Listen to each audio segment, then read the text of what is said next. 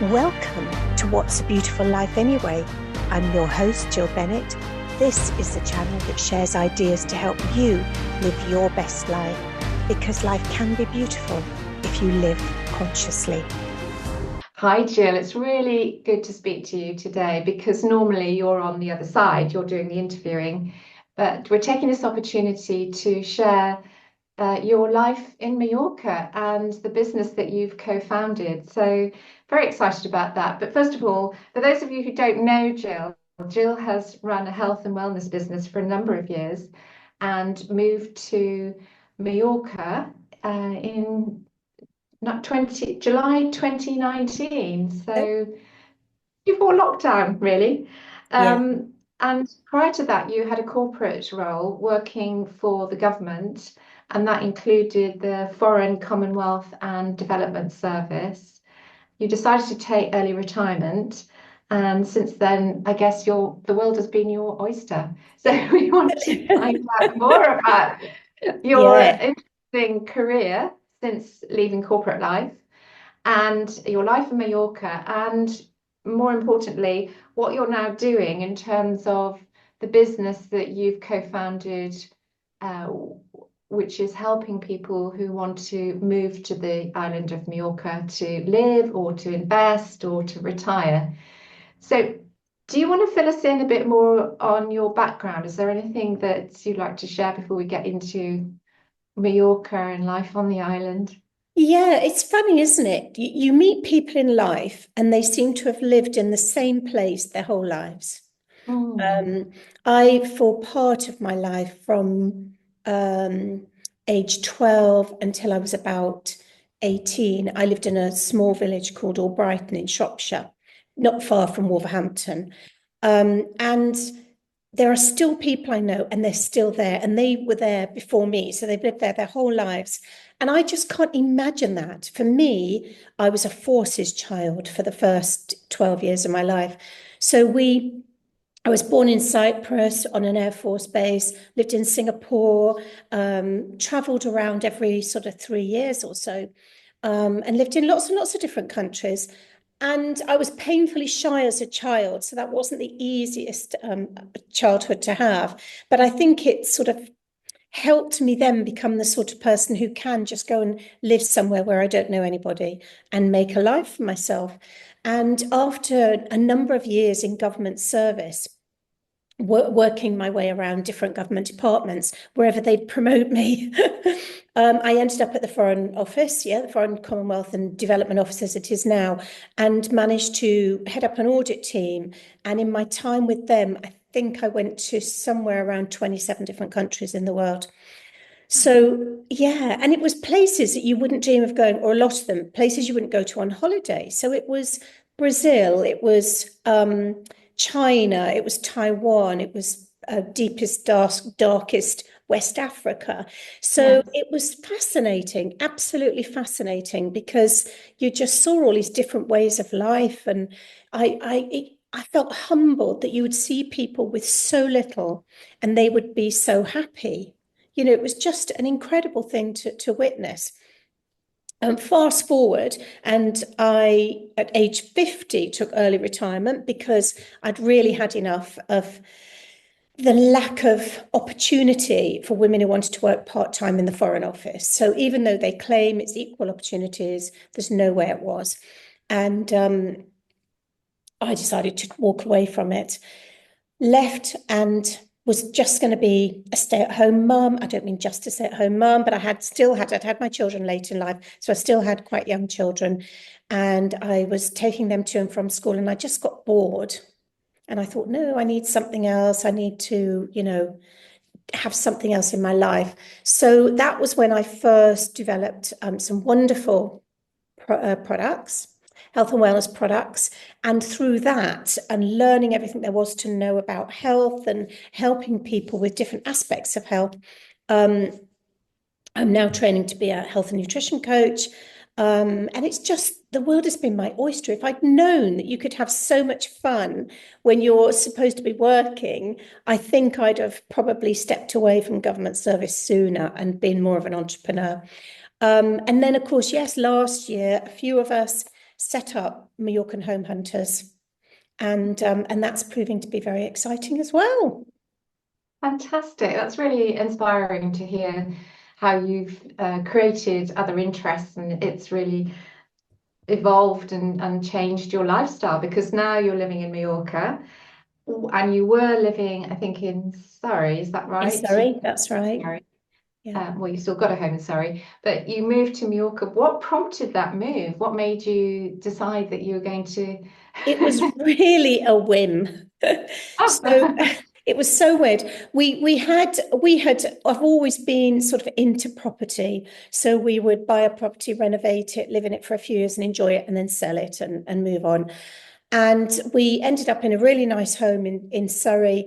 And we suddenly started thinking more about retirement. My husband was sort of thinking more about retirement. So we said, well, why don't we sell this house and buy somewhere in Cornwall and have a house in Surrey and a house in Cornwall, and we can live between the two. So we thought that was a good idea. We started looking at property in Cornwall.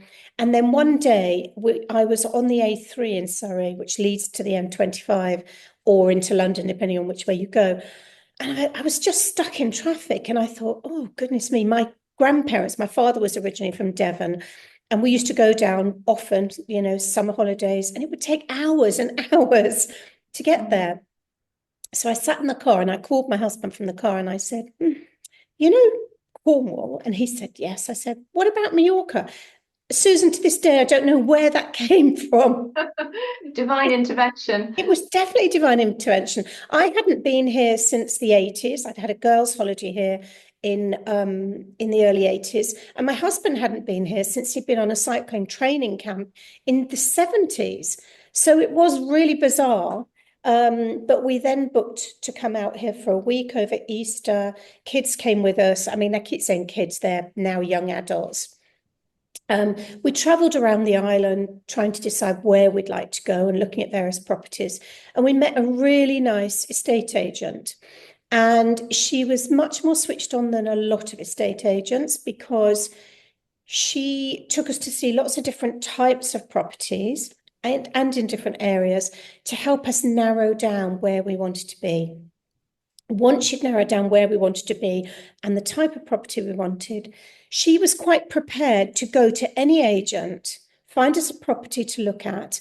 And as it happened, the one we bought, this one, was with another agent, and the agents agreed to share the commission. And it made me think when we were here and I heard about the things that other people were doing to find properties, most estate agents don't want you to go and look at other properties. They want you to buy one from them. So I guess it sort of sowed a seed even back then when we first moved here.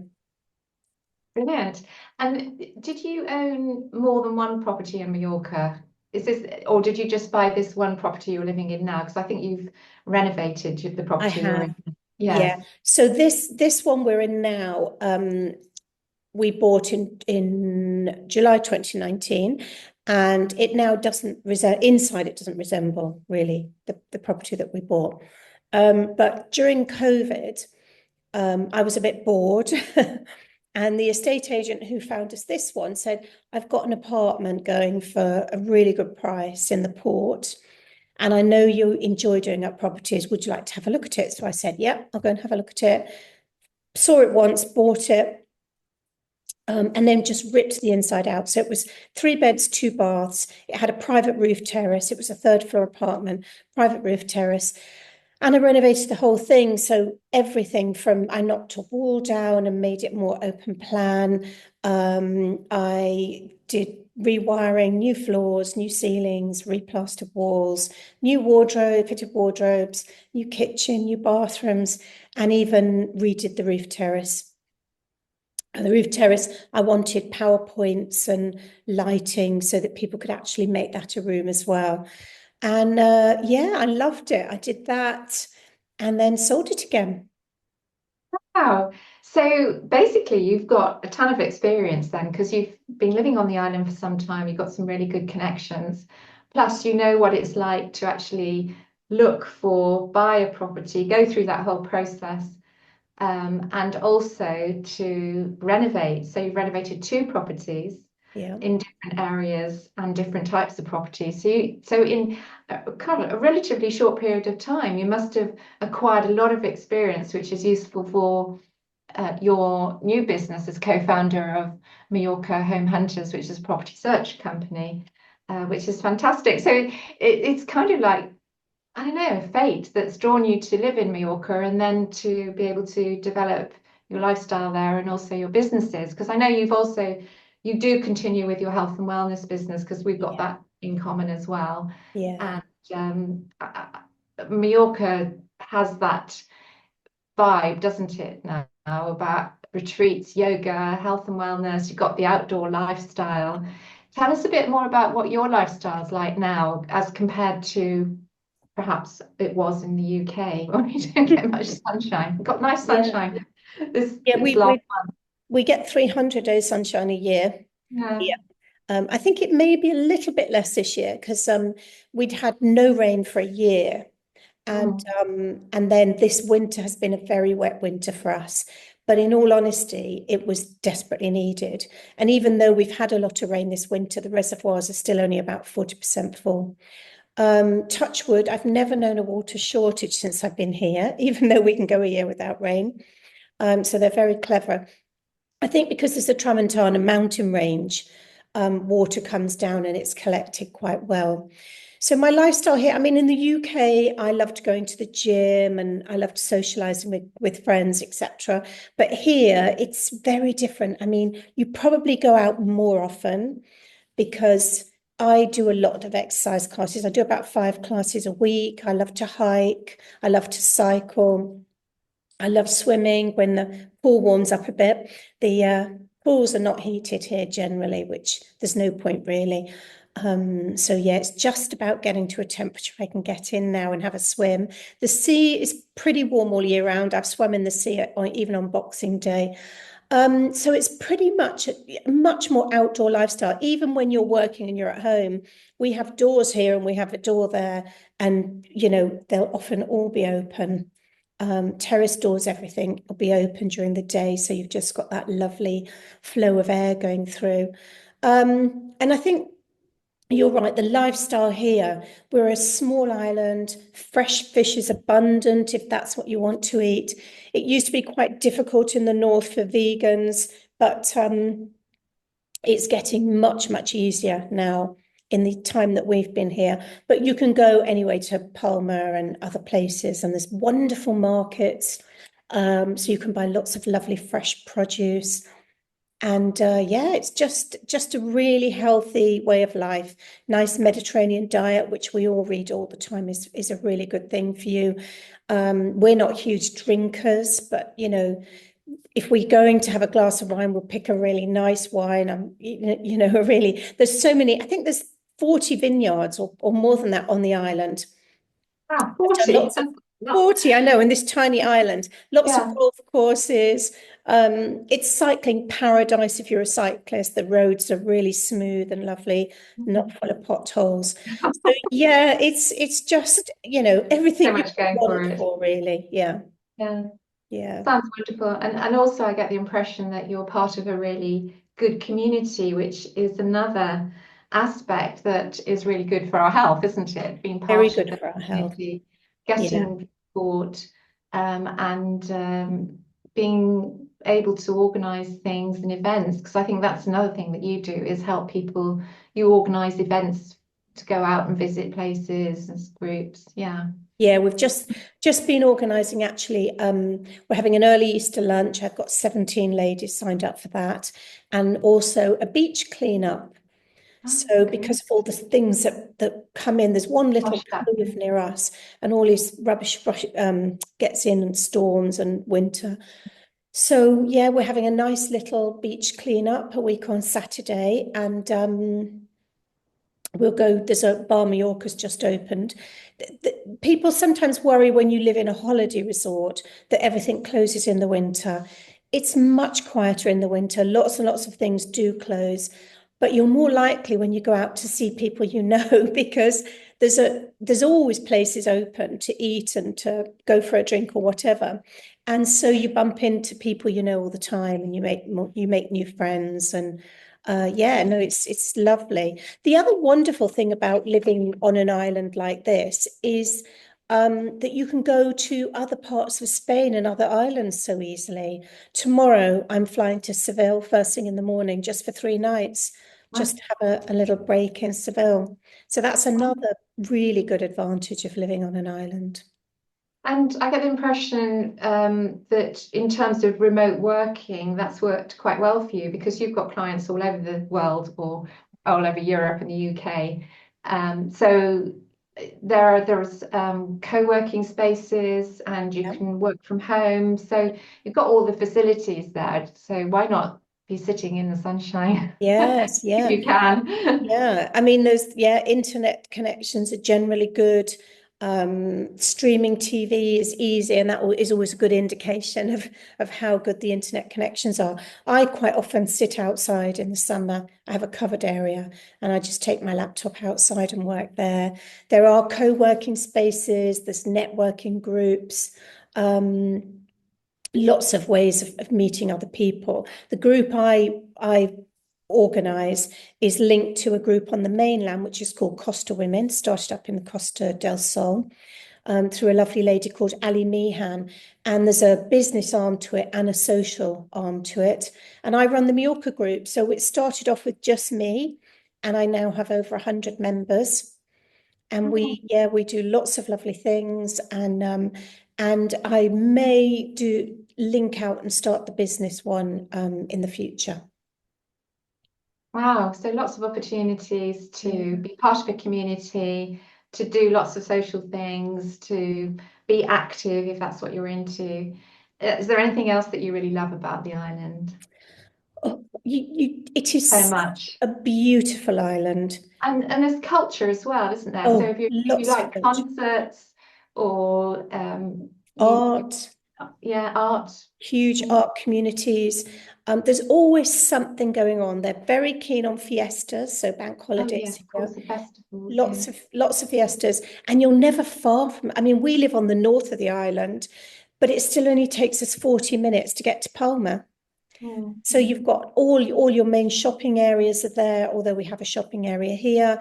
Um, and you can go to art exhibitions, art tours. At the moment, this time of year, they have something called the Fira. I can't remember the full name of it, but it basically is a tour where you can go around all these pottery studios and watch the potters at work and buy the pots, and that's quite fascinating. They have so many fairs over the year. There's a mushroom fair, an olive fair, an orange fair, and then there'll be all stalls set up, and they'll all be selling fresh produce. And the olive fair is great because you can buy nice big. I think I bought a 5 litre bottle of olive oil last time, and it was the darkest green. It was amazing olive oil for €25. Mm. So there's So foodie heaven. absolutely foodie heaven. Whatever you like, whether it's vegan or you're a meat Yes, eater or fish. yes. So, I mean, it sounds idyllic, but obviously anywhere you live, there are some downsides. Is there any downsides about living on the island or anything you've experienced? Yeah, yeah, I mean, the biggest downfall, I think, is the local authority. So everything goes through the town hall, as people will know if they've been to France or most European countries. So the town hall is like your local authority, and it takes so long to get anything done. They're very disorganized. With builders, the good ones you have to wait for. I don't mind that. You just plan in advance, but it's better to wait and get someone who's coming with a word of mouth recommendation and to get things made. So we've had to have doors, we're in basically an old farmhouse, an old finca. So nothing is standard size. So every window and door you replace has to be made. And so you use the local artisans and they all come recommended. But you do, I mean, we're still waiting for one door for in our TV room. And we've been waiting since the 3rd of December. And I keep chasing and chasing him to say, when's the door going to arrive? Yeah, But yeah, that's probably the worst of it, to be honest. You yeah. can't get everything you can get at home. I mean, Mhm. when I go home now and go to Waitrose, I'm like a child in a chocolate shop because You have such a variety of amazing foods, Mm, especially when you don't eat meat, when you're plant-based. mm, Here is more difficult. But you know what? You live the Mediterranean way. You cook everything fresh, mm. and it's much healthier for you anyway. Um, Yeah. so yeah, I can't think of any other real downfalls of living here. The roads are clear, you very rarely get a traffic jam. The buses are amazing. And if you're a resident here, you get all free bus and train travel. But I can't really think. I suppose car parking can sometimes be difficult in the season, not in the winter. When it's busy with tourists, yes, which is Yeah, understandable. yeah. So you now have co-founded this business called Mallorca Home Hunters. Mhm. Can you tell us what your role is and what is Mallorca Home Hunters? Yeah. So we are your representative to represent you to find your ideal property. And what we would do is we'd have a nice long chat with you to work out exactly what your absolute must-haves, your would be nice, and your definitely don't want to haves, to find out the sort of area that might suit. Do you have school children? Just to find out exactly as much as we can about you. What is it you want? What would make your perfect property on Paradise Island? And then we'd start to do the search for you. We have different levels of service, and that can be discussed with you as well.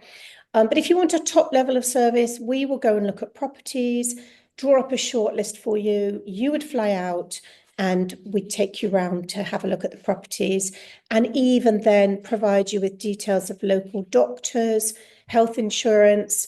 Do you want to join social groups? Do you play tennis, paddle? Do you like exercise classes? So we would be able to point you in the right direction for whatever you want to make your life here perfect, or to help you organize your investment property. You might want a property manager, a gardener. We can help with all those sorts of things. And also, if you wanted to renovate a property, we would have, be able to put you in touch with a few different builders to get quotes from them and to get ideas from them. And then even if someone wasn't living here and they wanted someone to do hands-on management, we could probably help with that as well.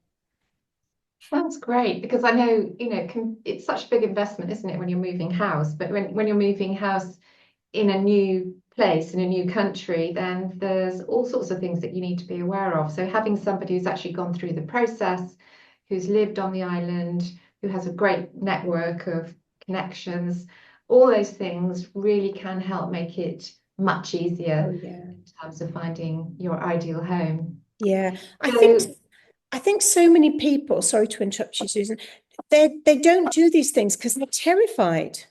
They're too yeah, scared to I can, do them. it's a big move, isn't it? And you don't Yeah. want to make a mistake and then find, you've made that move and you've invested all that money and it's a mistake. So that's why Mallorca Home Hunters go through a very, very careful process Yeah. with their clients in terms of matching them with the ideal property and making sure they fully understand what all the implications are and how they can settle in as well. So it's not just the move, it's how you settle in and get to know people. Yes. So if someone wants to talk to you, find out more, what's the best way to get in touch? Or will you leave your details at the bottom of this Yeah. podcast? We'll put all the details of how you contact us in the show notes. And yeah, just drop us a WhatsApp, an email, give us a call, and we can arrange for you to have a chat with someone and see where you want to go from there. Brilliant. Thank you so much, Jill. It's been great Thank chatting you, to you. Susan. Thank you. What I should say is, if anyone even has the slightest inclination they want to do it, look into it because you never regret it. Yes, exactly. No, I completely agree with that. Yeah. Thank Thank you. you. Thank you, Susan. Bye. Bye.